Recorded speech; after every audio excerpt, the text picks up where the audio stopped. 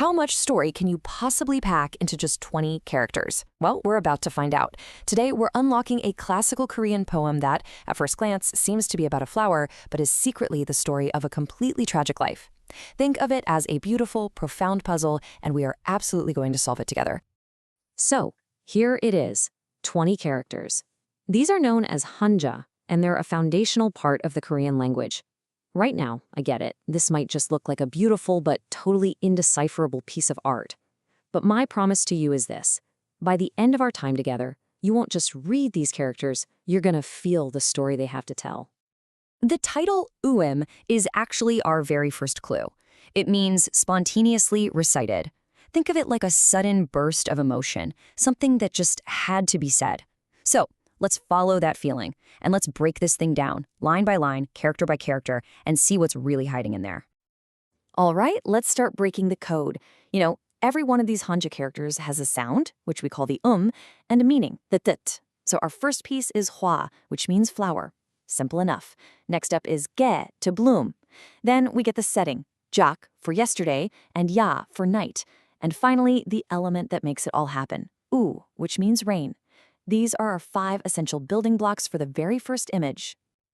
Now, here's the cool part. When we put those pieces together, the grammar is just so efficient. Flower, bloom, yesterday, night, rain. It paints this perfectly clear and vivid picture.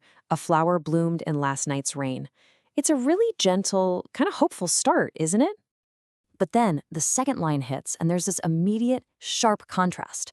First, we get the character rak, which means to fall. That's the exact opposite of glooming. Then the timeline completely shifts. Gim for today, and jo for morning. And the element changes too, pung, which is wind. Are you seeing the parallels here? Night becomes morning, rain becomes wind, and blooming becomes falling. And what this does is just brilliantly illustrate a sudden, dramatic turn of fate. A flower fell in this morning's wind. Just like that, the beautiful, hopeful image from the first line is completely gone, wiped away. That hope is just dashed by the morning wind. The entire mood of the poem has flipped in just 10 characters. Okay, this is where the poem moves from just watching something happen to feeling something deeply. And the key is right there in the first 2 characters. We have ga, which can mean can or able to, and then ryan, which means to pity. Put them together and they're absolutely crucial. The line then goes on with il, for one, chum, for spring, and sa, which means an affair or a matter. So get this. Those first 2 characters, ga and yon, don't just sit next to each other. They combine to form a single, incredibly powerful word, kerion. This isn't just saying something is pitiable. No, this is a deep, aching sadness for something that truly deserves your sympathy. This one word sets the entire emotional tone for the rest of the poem. Pitiful, the affair of a single spring. And that affair, it's talking about the entire fleeting life of our flower, the blooming in the rain and the falling in the wind. You see the shift? The poet isn't just an observer anymore. He's stepping in and telling us exactly how we should feel about this fragile little existence. We're at the final line now, the one that's going to bring this whole thing home. First up, we have wong, meaning to go. Then its direct opposite, re, meaning to come. And finally, we have jung, which means in or in the middle of. And hey, notice anything familiar? The characters for wind and rain are back. That is definitely not a coincidence. And the final line lands the punch, coming and going in the wind and rain. This single line describes the flower's entire existence, doesn't it? It came into the world in the rain, and it went out of the world in the wind. Its whole life, from beginning to end, was lived inside these powerful, completely uncontrollable forces. So, okay, we've got our translation. A flower blooms, a flower falls. It's a sad, simple, beautiful story about how fragile nature can be. But what if it's not really about a flower at all? Because I'm telling you, when we find out who the poet was, these 20 characters are going to transform into something so much more personal and infinitely more powerful. The key that unlocks the true meaning of this poem is the life of the man who wrote it, Song Hanpil. He was a scholar and a poet way back in 16th century Korea, and his personal story, his pain, is woven into every single character we just decoded. To put it bluntly, Song Hanpil's life was one of incredible hardship.